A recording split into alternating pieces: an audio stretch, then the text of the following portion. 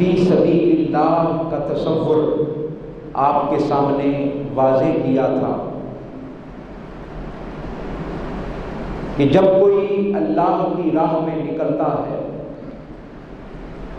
اور اللہ کی راہ میں اپنے سفر کا آغاز کرتا ہے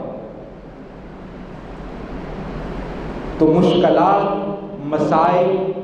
اور امتحانات اس کی زندگی کا حصہ ہوتے ہیں۔ یہ ہو نہیں سکتا کہ کوئی اللہ کی راہ پر نکلے اور اسے آزمایا نہ جائے۔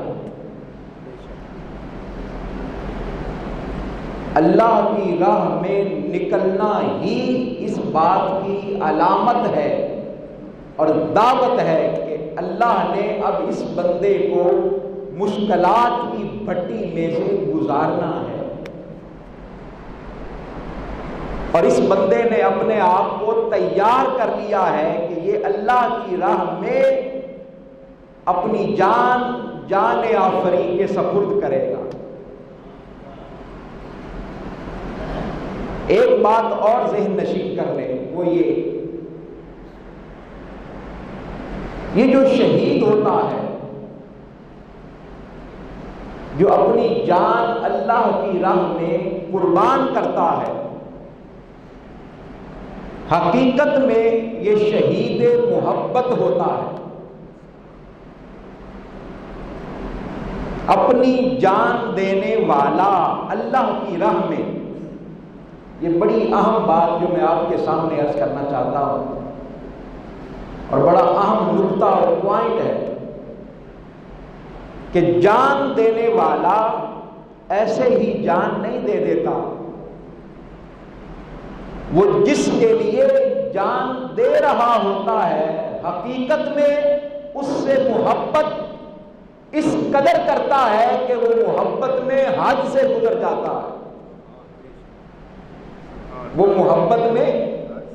حد سے گزر جاتا ہے۔ اس لیے کہ تھوڑی بہت محبت ہو تو جان قربان نہیں کی جاتی، تھوڑی بہت محبت ہو تو جان قربان نہیں کی جاتی، اور بڑے بہانے ہوتے ہیں اور بڑے طریقے ہوتے ہیں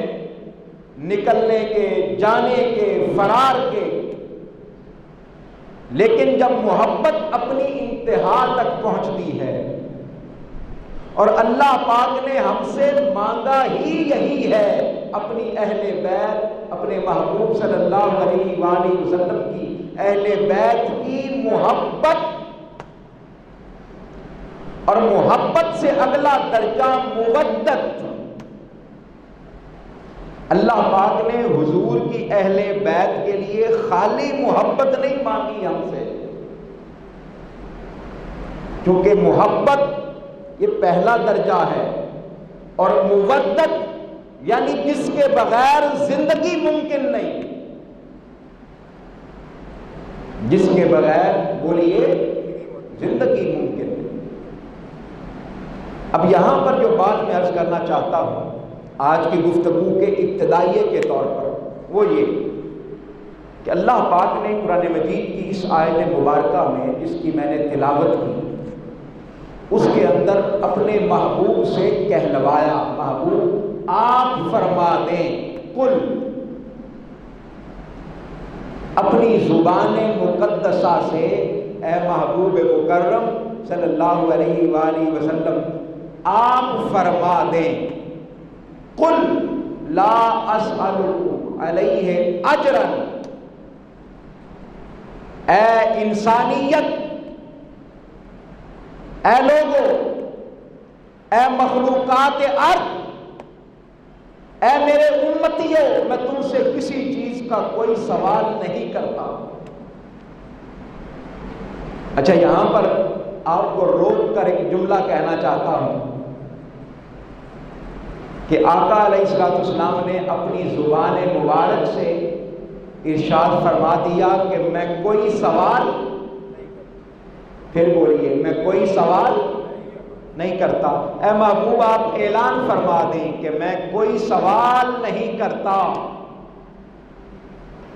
اے محبوب مکرم صلی اللہ علیہ وآلہ وسلم، آپ فرما دیں کہ میں کوئی سوال نہیں کرتا، اس لیے کہ یہ گھرانہ ایسا گھرانہ تھا اور یہ ہستی وہ ہستی ہیں جو سوال کرنے والی تھی نہیں۔ یہ گھرانہ، یہ ہستی اور آقا علیہ السلام کا وجود اطہر اور زبان مصطفیٰ یہ سوال کرنے والے تھے ہی نہیں، یہ تو عطا کرنے والے تھے۔ میں جملہ دہراتا ہوں، یہ ہستیاں، یہ شخصیت، یہ گھرانہ، یہ مصطفیٰ کا خاندان، یہ آقا علیہ السلام کی زبان مقدسہ، ان کو اللہ پاک نے مانگنے والا تو بنایا ہی نہیں تھا، ان کو مانگنے والا تو بولیے نا بنایا ہی نہیں، ان کو ہاتھ پھیلانے والا تو بنایا ہی نہیں، ان کو سوال کرنے والا تو بنایا ہی نہیں، پھر کیسا بنایا؟ ان کو تو اللہ پاک نے عطا کرنے والا بنایا تھا، ان کو تو اللہ پاک نے بولیے عطا کرنے، یہاں سے تو کبھی کوئی خالی ہاتھ واپس گیا ہی نہیں، یہاں سے تو کبھی کوئی خالی ہاتھ واپس نہیں گیا۔ ایک دفعہ حضرت امام حسین چھوٹے شہزادے تھے، چھوٹے شہزادے، تو حاتم طائی کا بیٹا آ گیا مدینہ پاک میں، اس کا نام تھا عدی بن حاتم، یہ بہت سارے محدثین نے بیان کیا ہے، یہ عدی بن حاتم حضور کا صحابی تھا، آقا علیہ السلام کا کیا تھا بولیے؟ صحابی تھا۔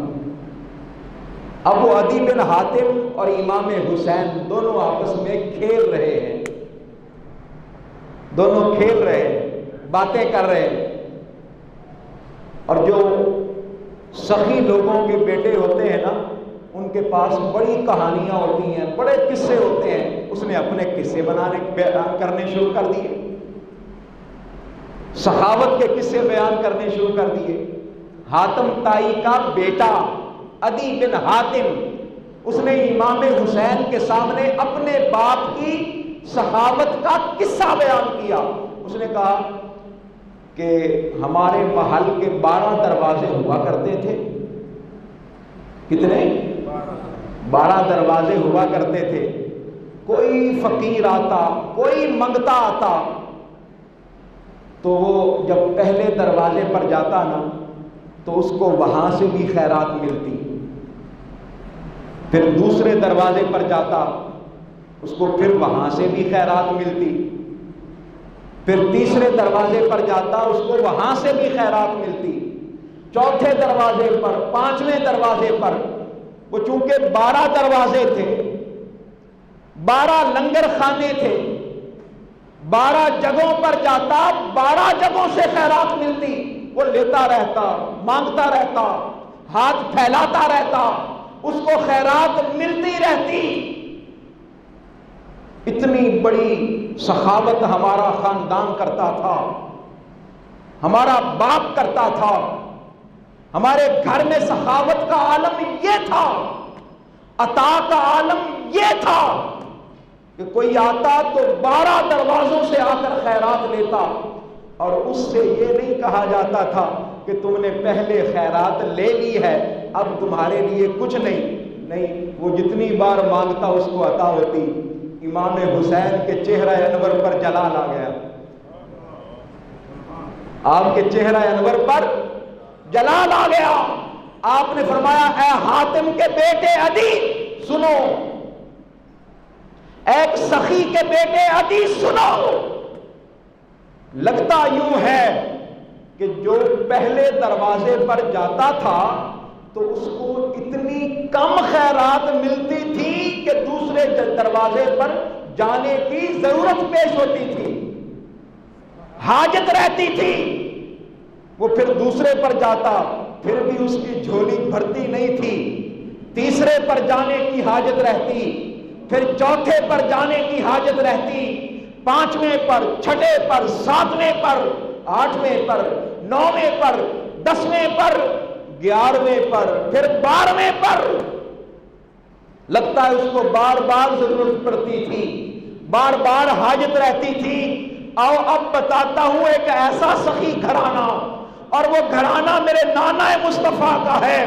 جو یہاں آ جاتا ہے دوبارہ اس کو کسی دروازے پر جانے کی ضرورت نہیں رہتی، اس کو دوبارہ کہیں جانے کی حاجت نہیں رہتی، دوبارہ کسی دروازے پر مانگنے کی حاجت نہیں رہتی، اس کی جھولیاں بھر جاتی ہیں، اس کی جھولیاں بھر جاتی ہیں۔ یہ تو گھرانہ ہے ہی عطا کرنے والا۔ اب تصور کریں،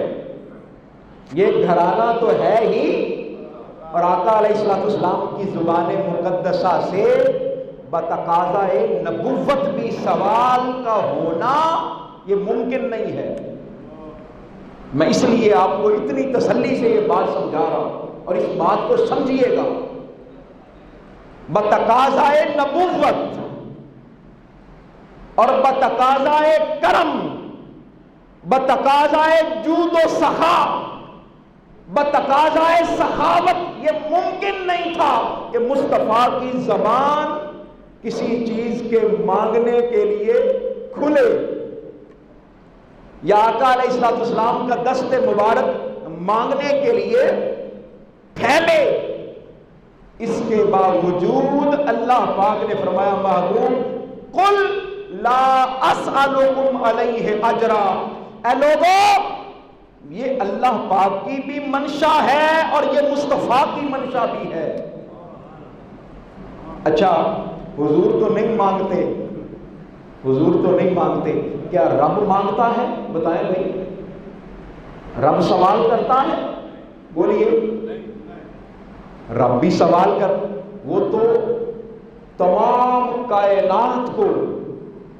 عطا کرنے والا ہے، جھولیاں بھرنے والا ہے، وہ سوال کرنے سے پاک ہے۔ لیکن قرآن مجید کی آیت مبارکہ بنا کر بھیج کر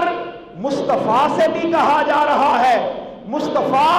تم بھی مانگو اور میں بھی مانگتا ہوں، یہ میری منشا بھی ہے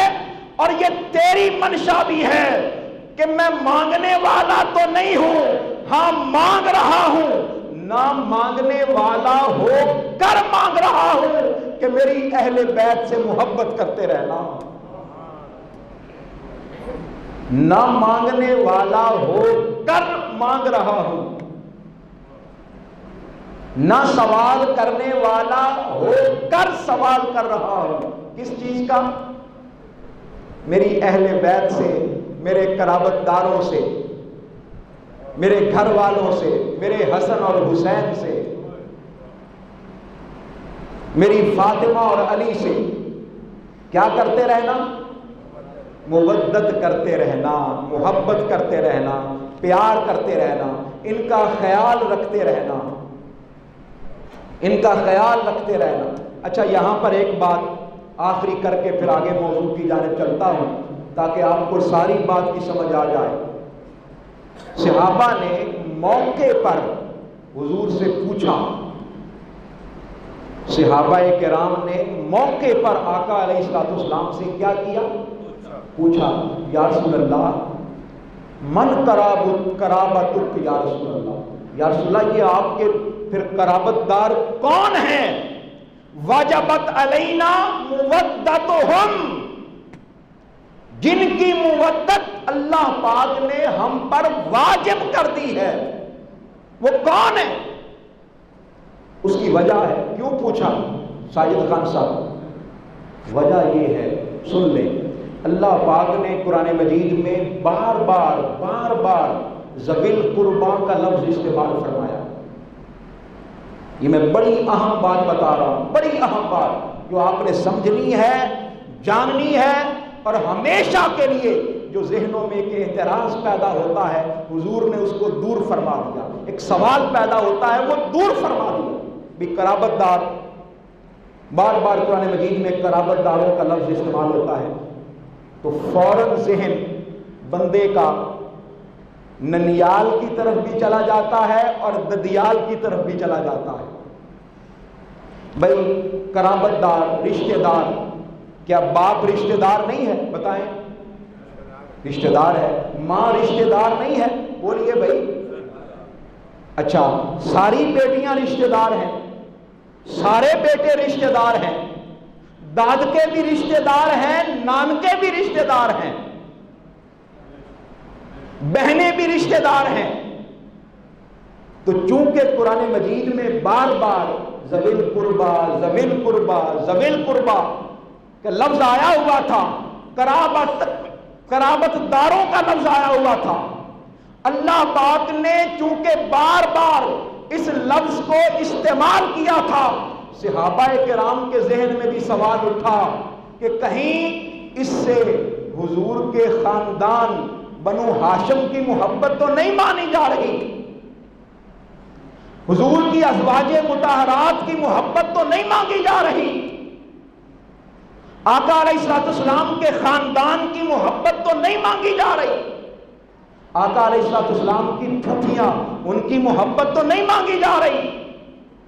آقا علیہ السلام کی رضائی بہنیں ان کی محبت تو نہیں مانگی جا رہی، آقا علیہ السلام کے رضائی بھائی ان کی محبت تو نہیں مانگی جا رہی، آقا علیہ السلام کی رضائی اولاد ان کی محبت تو نہیں مانگی جا رہی۔ ذہنوں میں فوراً سوال آیا، کیونکہ رشتہ دار کا لفظ، قرابت دار کا لفظ یہ سب پر بولا جاتا تھا۔ آقا علیہ السلام نے فرمایا سنیے گا، اب جو بات بتانا چاہتا ہوں، جس بات تک آپ کو لے کر آیا ہوں، وہ اللہ پاک نے جب ذوی القربا کا لفظ استعمال فرمایا، فوراً ذہنوں میں سوال پیدا ہوا کہ ان ذوی القربا سے مراد کون لوگ ہیں؟ فوراً میرے مصطفیٰ نے وضاحت فرما دی، فرمایا باقی لوگوں کی محبت بھی تم پر ضروری ہے کہ کرو، لیکن جن کی مودت تم پر واجب کی جا رہی ہے وہ کون ہیں؟ علی و فاطمۃ و ابناہما، وہ کوئی اور نہیں ہے، وہ فقط یا علی ہیں یا فاطمہ ہیں یا ان کے دونوں بیٹے ہیں۔